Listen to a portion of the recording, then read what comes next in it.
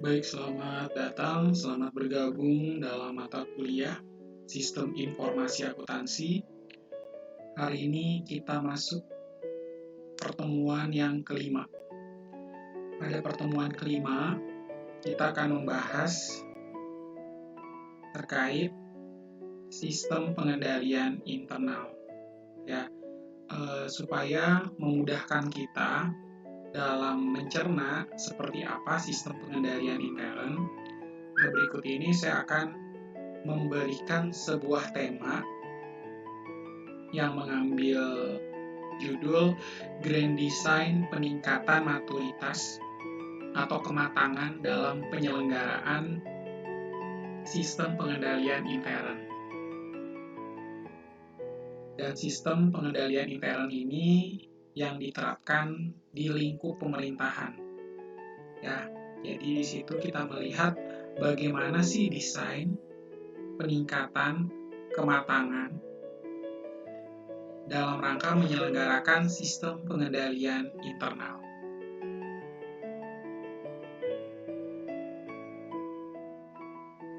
Nah, dasar hukum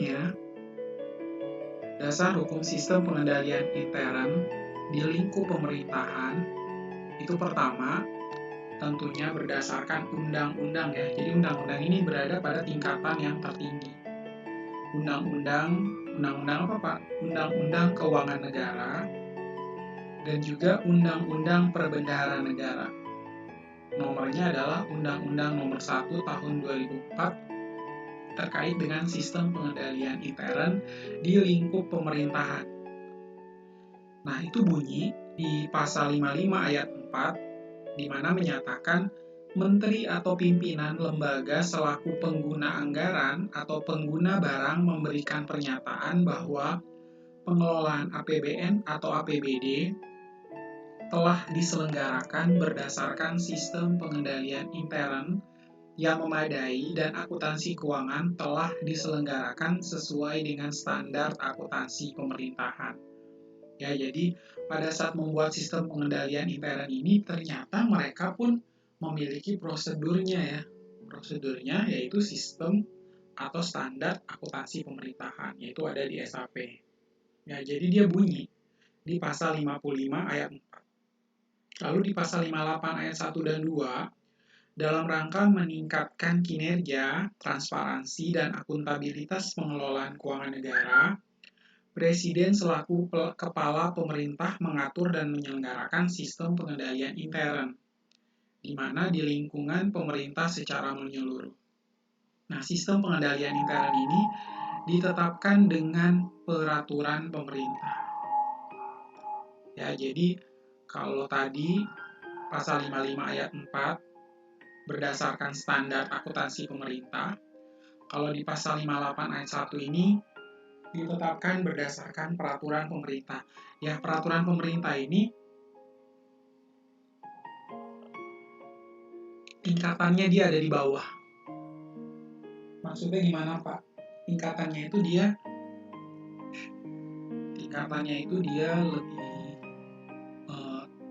lebih di bawah daripada undang-undang. Jadi tingkatan undang-undang lebih tinggi, baru di bawahnya adalah peraturan pemerintah, ada lagi surat edaran Dirjen Pajak, tambah lagi ada keputusan menteri keuangan, surat edaran atau surat presiden dan lain sebagainya yang nantinya mendukung atau mensupport daripada mendukung dan mensupport undang-undang yang tadi sudah dibuat seperti itu.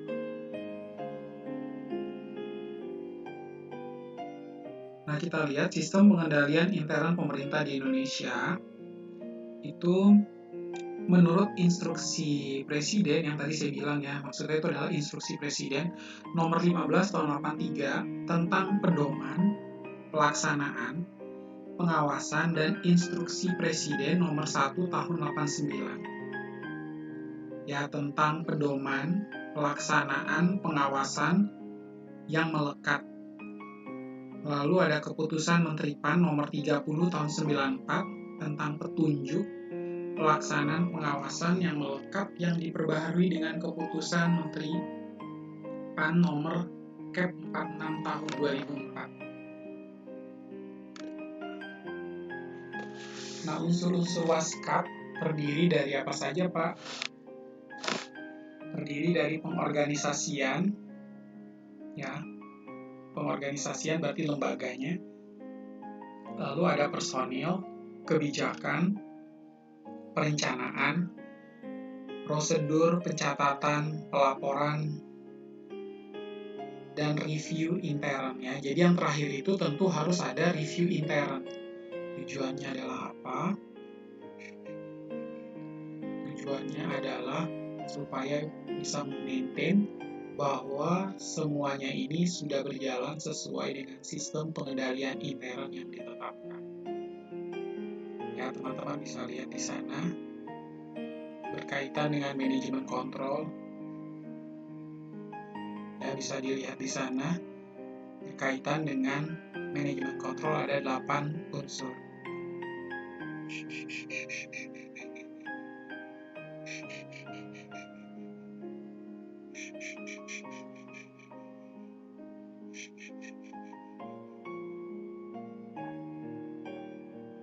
Lalu yang kedua, yaitu Peraturan Pemerintah Nomor 60 Tahun 2008 tentang Sistem Pengendalian Intern Pemerintah.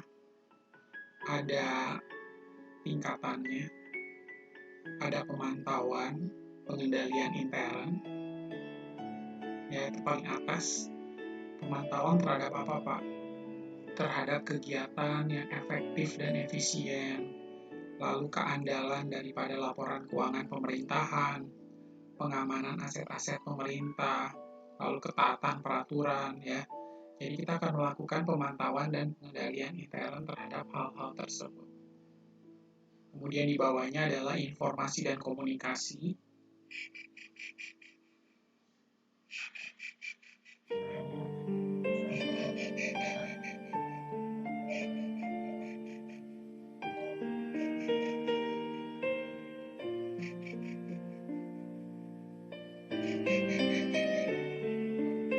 Kemudian yang berikutnya adalah kegiatan pengendalian. Lalu ada penilaian resiko, dan ada lingkungan pengendalian, ya seperti itu. Yaitu adalah Government Internal Control System atau GICS. Ya, yang terdiri dari 5 unsur ini: pemantauan, pengendalian intern, informasi dan komunikasi, kegiatan pengendalian, penilaian resiko, dan juga lingkungan pengendalian. Bila teman-teman lihat di sini adalah sistem pengendalian intern pemerintah Indonesia. Ya, kita bisa lihat bersama. Silakan dilihat dulu definisinya.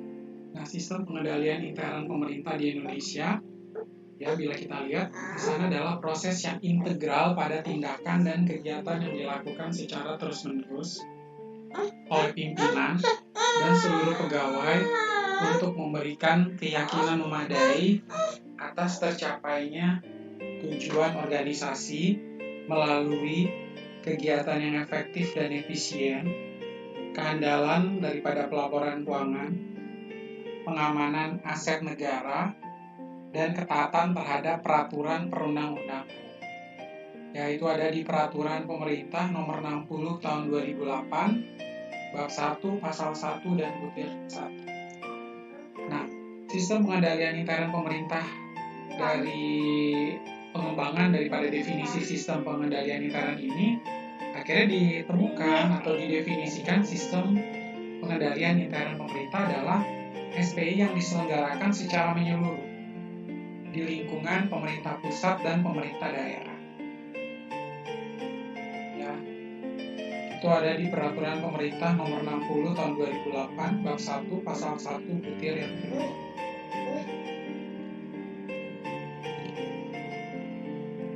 Nah, aturan pendukung penerapan SPIP ini, teman bisa lihat, ada di Surat Edaran Menteri Pendayagunaan Aparatur Negara dan Reformasi Birokrasi Nomor 12 Tahun 2010 tentang penerapan sistem pengendalian intern di lingkungan instansi pemerintah.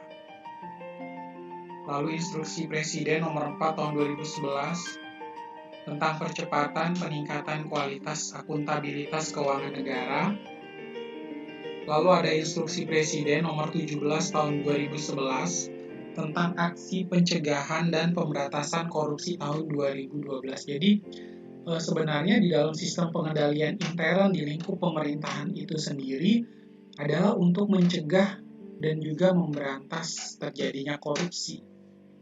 Ya, itu sudah ada draftnya, bahkan sudah dituangkan ke dalam Instruksi Presiden, dan nantinya tetap bunyi di dalam undang-undang yang tadi kita bahas di menit-menit awal perkuliahan tadi. Nah, kita lanjutkan. Lalu siapa sajakah aktor dalam kerangka perspektif penyelenggara kenegaraan? Ya, teman-teman bisa lihat di sini, dia dalam bentuk piramida. Ya, di sini ada legal, terdiri dari Mahkamah Konstitusi, Mahkamah Agung, Badan Pemeriksa Keuangan, Kejaksaan, polisi, dan juga Komisi Pemberantasan Korupsi (KPK). Itu ada di lingkup piramida tertinggi, yaitu legal. Di bawah legal adalah politik, terdiri dari Presiden, Dewan Perwakilan Rakyat, Kemen PPN atau Bappenas ya sebagai perumus kebijakan, lalu ada kantor staf presiden, dan ada Setnek, Sekretariat Negara. Nah, di bawah politik tadi ada manajemen yang terdiri dari KSP, lalu ada Kemen PPN atau Bappenas, kantor Kemenko, Setkap, BPKP, lalu ada KL Teknis. Nah, di tingkatan paling bawah yaitu operasional. Nah, operasional ini juga ada KL Teknis, ada Pemda, dan juga ada BUMN maupun BUMD. Nah, kemudian mencapai visi dan misi presiden terpilih. Ya, visi misi presiden. Jadi kalau misalnya pada saat dilakukannya pemilihan presiden itu kan presiden sudah memberikan program-program apa saja yang sekiranya akan dia jalankan apabila nanti dia terpilih. Nah, tugasnya si SPI ini mendukung apa Pak? Mendukung supaya visi dan misi daripada presiden terpilih ini dapat tercapai. Ya, jadi visi misi presiden ini tentunya akan tercapai, tentu harus mendapatkan dukungan ya. Dukungan dari siapa? Dari instansi pemerintahan. Jadi pencapaian tujuan instansi pemerintahan, kemudian ada penyelenggaraan pemerintahan ya, yang mana di dalam penyelenggaraan pemerintahan ini adanya kegiatan yang efisien dan efektif. Lalu keandalan laporan keuangan. Ya, laporan keuangan itu harus andal ya. Kemudian pengamanan aset. Asetnya itu harus bisa diamankan. Lalu ketaatan pada peraturan perundang-undangan. Ya, ketaatan pada peraturan perundang-undangan.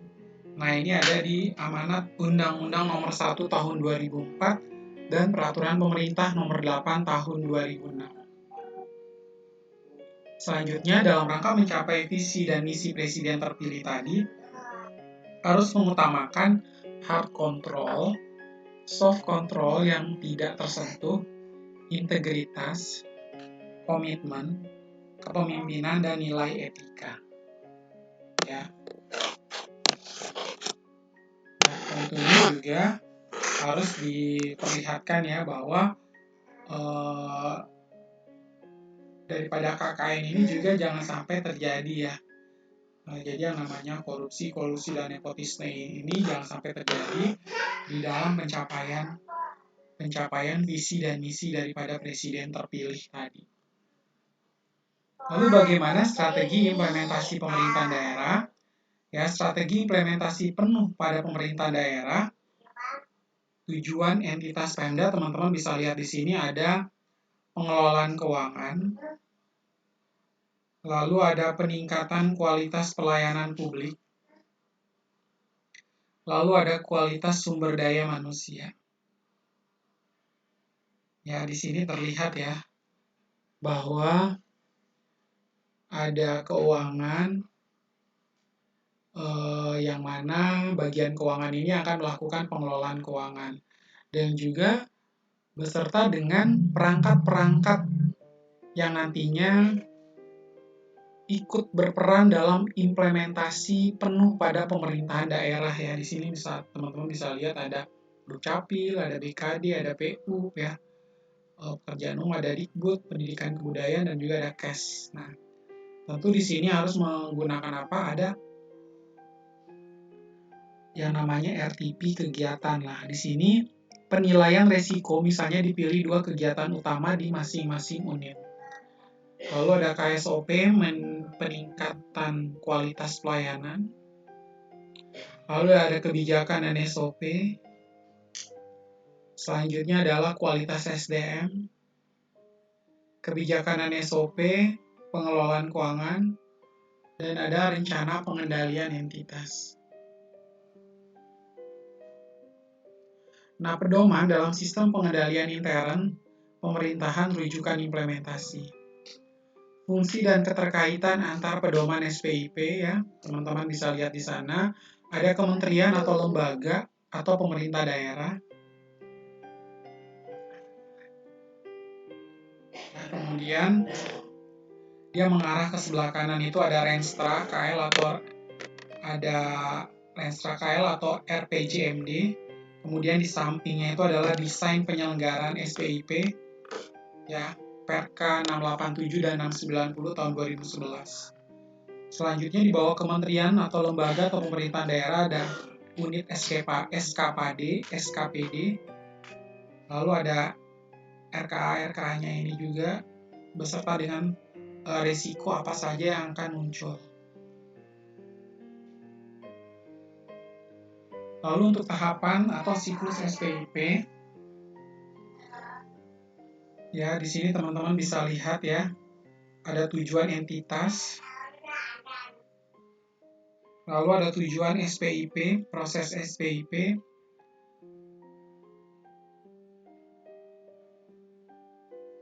nah, untuk mencapai sebuah tujuan entitas ini, kita harus adanya juga penilaian diagnostik, ya, diagnostic assessment.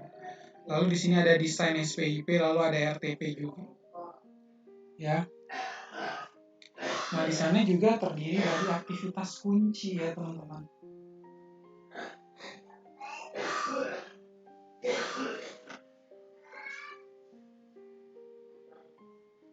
Ya, aktivitas kunci, lalu ada tujuan SPIP, proses SPIP dan pemantauan.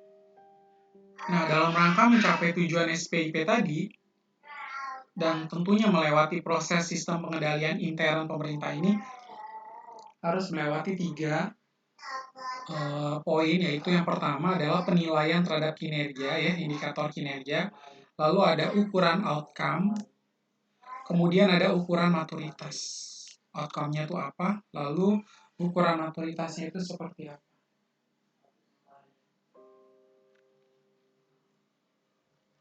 Tahapan penyelenggaraan SPIP, tahap persiapan dan penanaman kepedulian. Yang pertama adalah perkada penyelenggaraan SPIP, lalu pembentukan Satgas penyelenggaraan SPIP. Nah, ini juga ada ya pendidikan dan latihan berkaitan dengan SPIP dan sosialisasi SPIP. Itu tahapan persiapan dan penanaman kepedulian. Kemudian ada tahap penilaian atas SPI yang ada. Ya, tahap persiapan. Tahap persiapan itu di bawahnya itu ada tahap pelaksanaan. Nah, tahap pelaksanaan ini terdiri dari analisis tujuan, penilaian lingkup pengendalian, penilaian resiko, penilaian atas pengendalian terpasang. Lalu tahap penyusunan rencana tindak pengendalian terdiri dari menyiapkan bahan-bahan, merumuskan tindakan untuk mengatasi kelemahan lingkup pengendalian, merumuskan kegiatan pengendalian yang dibutuhkan dalam rangka mengatasi risiko, menyelaraskan rencana tindak perbaikan pengendalian, dan menetapkan bagaimana informasi mengenai pengendalian akan dikomunikasikan. Nah, tahap implementasi rencana tindak pengendalian terdiri dari 4 poin. Apa aja, Pak? Yang pertama, membangun infrastruktur, lalu mengkomunikasikan pengendalian, pelaksanaan kebijakan dan prosedur pengendalian, serta pemantauan atas implementasi pengendalian. Ya, kita lanjutkan. Sebentar. Ya, dilakukan penilaian maturitas atas penyelenggaraan SPIP secara periodik.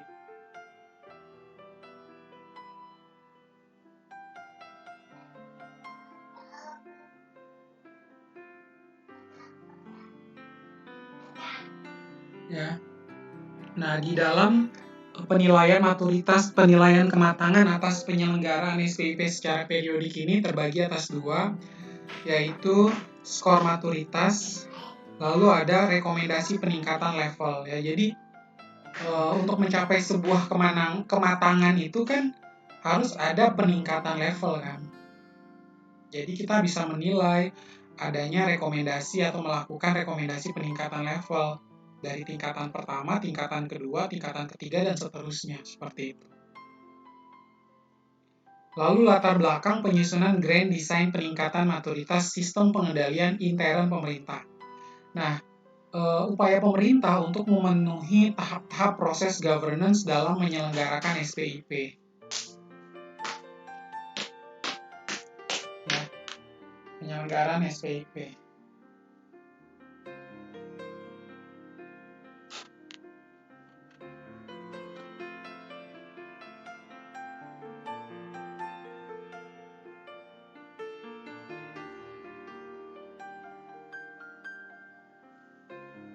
Ya, jadi pemenuhan maturitas penyelenggaraan SPIP yang memadai telah dicanangkan dan ditargetkan untuk mencapai level 3 dalam rencana pemerintah jangka menengah nasional ya.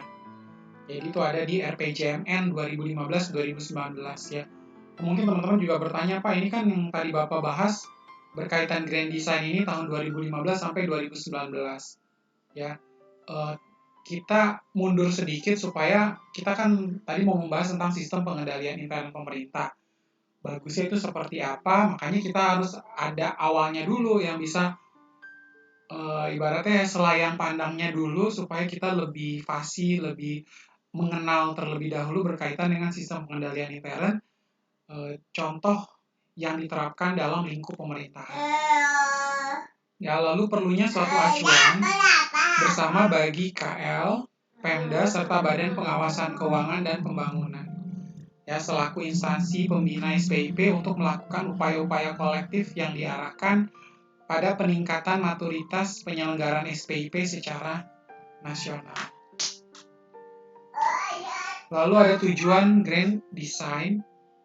Nah, acuan bersama bagi KLP dan BPKP selaku instansi pembina SPIP dalam melakukan upaya-upaya peningkatan maturitas penyelenggaraan SPIP pada instansi pemerintah. Nah, di situ memberikan arahan bagi KLP dan BPKP untuk menyusun rencana aksi dan melakukan koordinasi serta sinergi dalam mendorong peningkatan maturitas penyelenggaraan SPIP pada instansi pemerintah. Nah, kondisi maturitas level SPIP per 31 Desember 2015. Di sini teman-teman bisa lihat ya. Untuk Pemdanya itu dalam rentang 36 di sini. Pemda cukup signifikan, sedangkan untuk KL-nya adalah di sini. Untuk rintisannya cukup signifikan 55. Yang terdefinisi di Pemda itu ada 4 ya. Lumayan ya daripada tidak sama sekali. Tapi ternyata juga masih ada yang belum ada sama sekali, ada 5 di lingkup pemerintahan daerah. Kalau di KL itu ada di sini. Ya, dengan jumlah populasi ada 86 ya. Ini total dari yang berkembang dengan rintisan 86.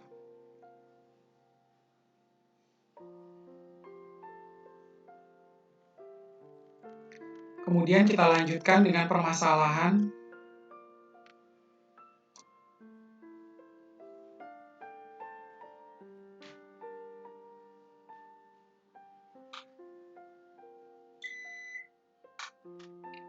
ya, di sini ada permasalahan dalam penyelenggaraan permasalahan maturitas penyelenggaraan sistem pengendalian intern pemerintahan. Yaitu ada sub-sub unsur dari unsur penilaian resiko.